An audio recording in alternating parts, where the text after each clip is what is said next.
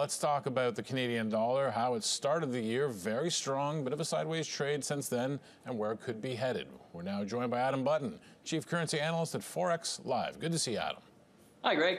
So we had that very strong start to this year for the Canadian buck, really shot higher, bit of a sideways trade since then. Where do you see the buck headed later this year? Yeah, I think things are shaping up a little bit better for the Canadian dollar. And you're right that against the U.S. dollar, it's looking particularly strong. Oil's in a nice rebound. It was all a little bit overdone to end last year. And now the Canadian dollar has wrapped up January as the best performing major currency. I think that it can rise another couple cents from here, maybe up to 78 cents. But beyond that, I think there are real concerns about investment in Canada and regulation. That struck me today that when we heard from the second in command of the Bank of Canada, Carolyn Wilkins, the bank is definitely not throwing in the towel in this economy. They're recognizing, yes, it has been soft and there's going to be some further softness at the beginning of the year. But they think by the time we head into the summer, the economy is going to be firm. So perhaps some of those bullish comments, or at least not dovish comments out of the bank when it comes to our economy, helping support our currency today as well. Yeah, that was the kind of thing we were expecting to hear from the Federal Reserve yesterday, saying, all right, we're in a bit of a rough patch. We're not quite sure what's going on, but we're still optimistic. And the Fed was more dovish than that. And it's a surprise the Bank of Canada is still holding on. And it's a lot of those old themes like, okay, unemployment's low and wage growth is going to come and inflation will come behind that. But we've been waiting on that for years. Inflation in Canada over the last decade has averaged 1.6%, which is below where the Bank of Canada wants. So, you know, the Fed is in a sense saying, all right, you know what, we've been predicting this forever. It's time to just wait and see. Whereas the Bank of Canada is stubbornly holding on a little bit.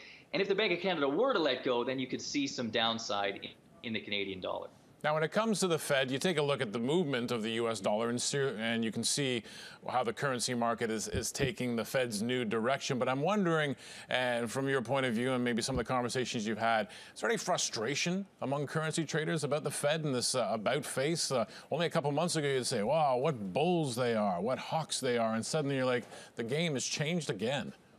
Yeah, I know. There's that disappointment out there, right? You're like, you hear all the ranting about the Fed put. The stock market fell a little bit. They say they aren't dependent on the stock market, and then it falls and they throw in the towel. And they say they're independent of Trump, but Trump goes on rant after rant about higher rates, so they stop hiking. Now, that I don't think is what we should be worried about. If that's the case, you know what, so be it, rates are a little bit low. But what Powell pointed to was Europe and China. Now, we saw today Italy has fallen into a very narrow recession. Germany probably will as well. France is a mess.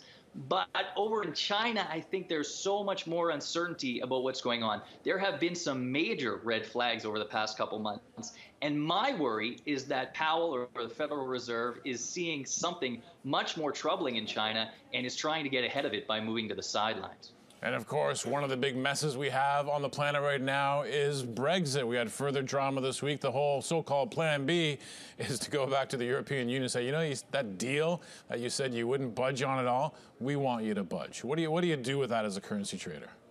There has been a bit of talk that if the UK is willing to commit to a customs union, a hard commit, that they may back down on the Brexit, on the Irish border problem, and there might be a path to a deal there. And we've seen a fair amount of pound strength just in the past month or so. It's volatile, and the headlines are extremely risky for traders, but there is a little bit of hope building there, and I think even more so that they won't leave with a no deal. This thing is either going to be extended, there is going to be some kind of deal, or the UK will get out of its own way. So I think ultimately this resolves in a better way, but the road to get there is going to be very rough, and it's just very, very difficult to trade the pound beyond a longer term view.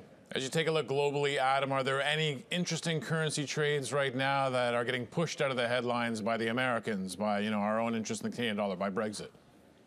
I mean, I look at gold right now. We talked about gold before, and it's had a very good run. Next week, in the week ahead, it's the China's closed all next week for the Lunar New Year holidays. And historically, that's been a poor week for gold, at least the first half of it. So I think we're really near a bit of a near-term top for gold. If you can wait it out, I think there might be maybe another month of strength. But I think we're getting a bit long in the tooth in this gold trade right now. So that's probably one I'll be looking at in the week ahead. Very interesting. Thanks, as always, for your insight, Adam. Thanks, Greg. Adam Button, Chief Currency Analyst at ForexLive.